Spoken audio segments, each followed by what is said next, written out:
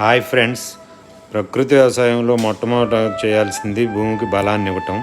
దానికోసం నేను ఈరోజు 18 రకాల విత్తనాలని బలం పచ్చి రొట్ట కింద వేయటానికి నా భూమిలో జల్లాను. దీనివల్ల భూమికి బలం పెరగటం,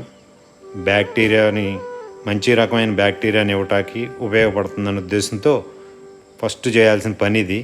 ప్రకృతి వ్యవసాయం చేసే ప్రతి రైతు కూడా మొట్టమొదటి తను చేసే పని ఏంటయ్యా అంటే ఈ 9 రకాలు, 18 రకాలు, 36 రకాలు ఇలా కొడతారు, ఈ విత్తనాలు కొడతారు. దీనివల్ల భూమికి సారం బాగా పెరుగుతుంది.